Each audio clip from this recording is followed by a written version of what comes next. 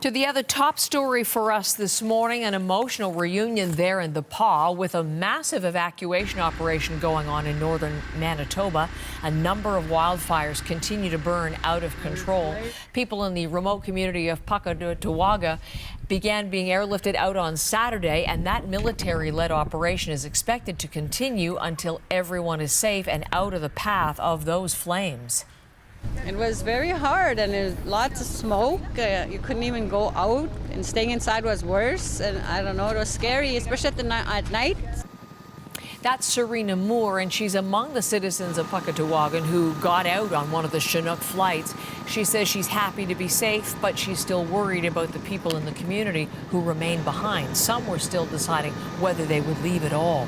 From the Pas, evacuees are being taken to other cities across southern Manitoba and into Saskatchewan and Ontario. Many of the evacuees will be in Winnipeg and calling that city home until they're able to return to their communities. Caroline Bargut is in Winnipeg for us this morning. So many of the evacuees have been forced to leave the city of Flin Flon. That's the entire community evacuated there, Caroline. So why don't we start with Flin Flon? It's been a huge focal point of our news coverage and what has been happening there over the weekend and this morning.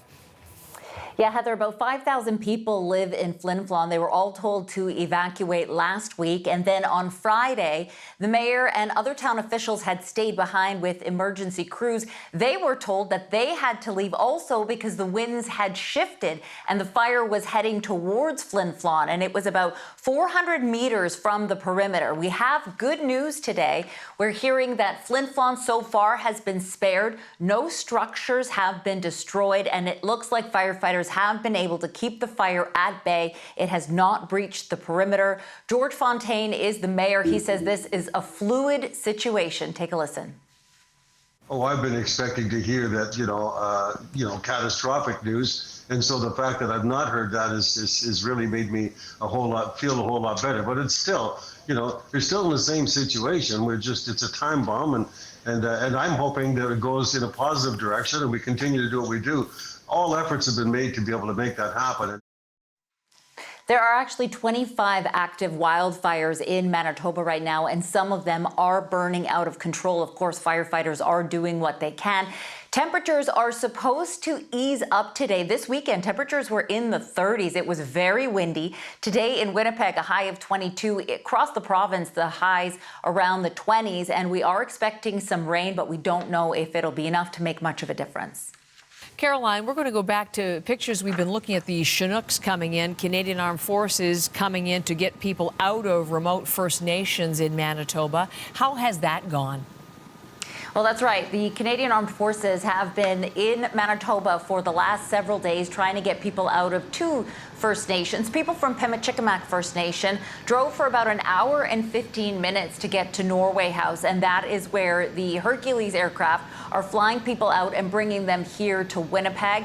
As well, the military is heading to Pakatawagan, which is also known as Matthias Cree Nation, heading there to the Pas. Most of the evacuees, as you had mentioned a little bit earlier, are ending up here in Winnipeg, but there are a number of other communities. Even First Nations are taking in evacuees.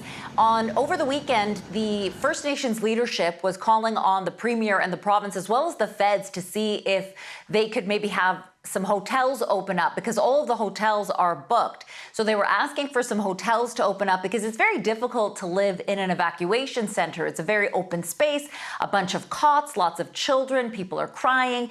There are some hotels now that have opened up in Ontario. 47 people were flown out of Manitoba into Hamilton over the weekend and will be heading to Niagara Falls.